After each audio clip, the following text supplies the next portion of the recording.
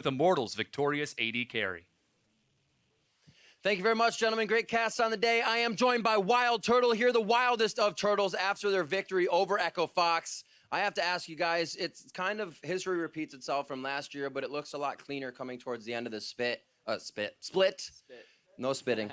Has there been any changes kind of that you guys keep that confidence there, keep reminding yourself, don't let things fall down again?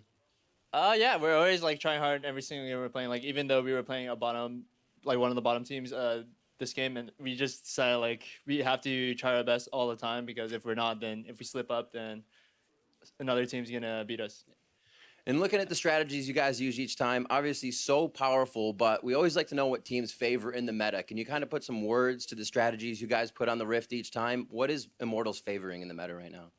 I don't know. I think the thing with Immortals is we always want to play strong lanes everywhere, and that's like one of the things we're known for. Like Raynor never wants to play losing jungler. Like all of our players always want something. So I think we have to find a balance there, and yeah, we generally try to play like that.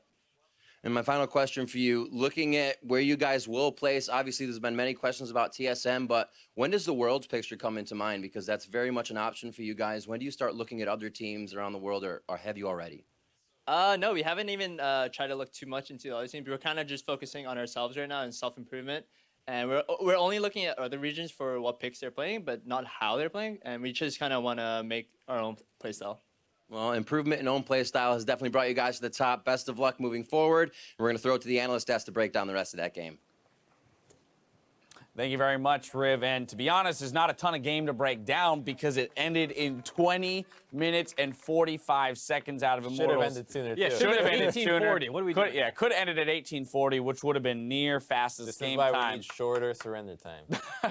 Oh, no, dear Lord. I mean, Immortals living up to very much that Immortals play style. They had an 20-second game against Tip last split, putting in a fast game time here against Echo Fox. Just an absolutely dominating game here put together by this squad. I mean, you know it's like a really stompy game when one team has like the kills equal to the game time, but it's a whole nother level when the like gold disparity is equal to the game time. It was like 8 minutes in, 7K gold lead. It's like, oh my God. That is terrifying. Yeah.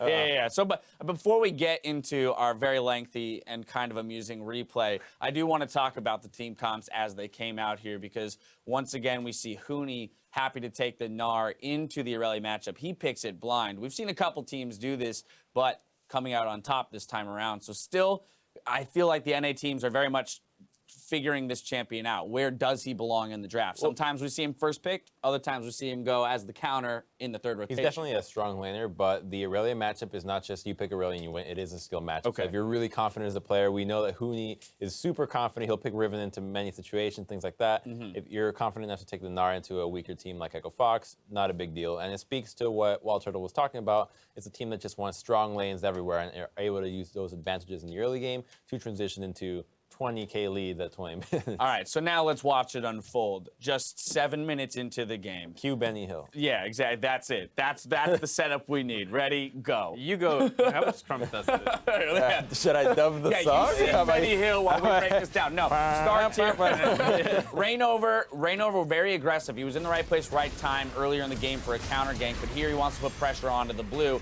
Fox looking to capitalize on it after Kez drops, but Immortals is going to come out really big. That's the only death they'll take in this entire exchange. Right, and it like was okay, but there was a really good ward behind him that Huni was able to TP onto, and then that ult was actually really smart. We were both talking about like maybe push him. We thought he was gonna like push him left into the wall. He actually pushes him right, which just puts them really far away from their escape path, right? As opposed to like looking for CC or pushing them on top of your carries, which sometimes goes poorly.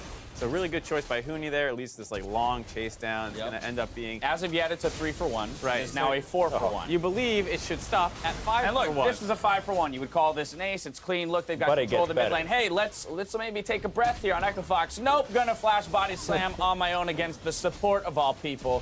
Kez going Heal. down. He got baited by Heal. Going down Who for could the have known? second time. I do appreciate what Fox is doing in the sense that they're helping Immortals break barriers in terms of how much can they kill out of one play, and the play is going to extend itself into a long chase, into even more kills in the bottom side, which will, I don't know if you can guess this or not. Should we give it away how much this ends up turning into? No, let's wait. Let's wait. I love it. Play out. Why reset, right? Like Immortal should reset after taking that mid turret, but nah, there's kills bot side. Let's just go bottom. Who needs the reset? So yeah, they go bottom and they pick up some more kills. Here we go. We are now. down Oh, hey, again. look who's back!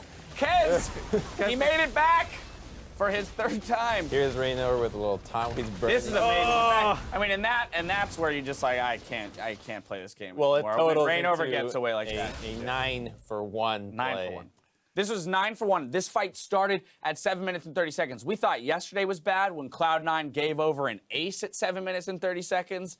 Echo Fox almost gave over a double ace at 7 minutes. And this is where that goalie that you spoke That's a about doozy came right in. there. We got to push this to player of the game because there's not much more to break down after that. Rainover. This could have gone to pretty much anyone because when you have a dominating game like this, it's not like anyone made too many mistakes on Immortals, but for Rainover, it was that early pressure and kind of being the initiator of those crazy sequences. Right. I mean, I think you could make a case for anybody like, oh, maybe you give it to Adrian for winning that, you know, level 2 all in, level 1 almost. When your all in. jungler gets QSS as a first item, you know that something has Yeah, gone but- massively wrong.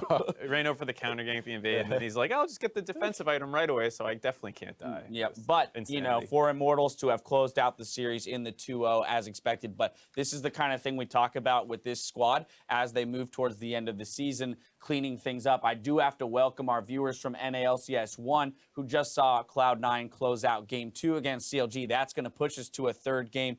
The game time there was about 29.5 minutes, picking up a Baron and using that to finish the game. We're going to now then just transition into that game. But before we do so, I'm going to have to send our NALCS 2 viewers to a break. We'll be right back with our 2nd series of the day on that stream after about 3.5 minutes. So goodbye to you for now. Time now to turn our attention to the C9 victory. Well, I think it all kind of comes. Sometimes, if all you do is talk about other people having mental block, then you get mental block. Because you get too invested in the matchup. No. Jumping in and out. Whoa, Hootie teleports with his ultimate. He's got the slam, and it is huge. Picks up one as Keith is picked off by Immortals. Here he comes. There goes the wall. There's actually a way out, but they managed to get the kill on KFO, and Pope Belter. That is solo kill. Fight. Fight. Take Ash. Ash. Stun him up.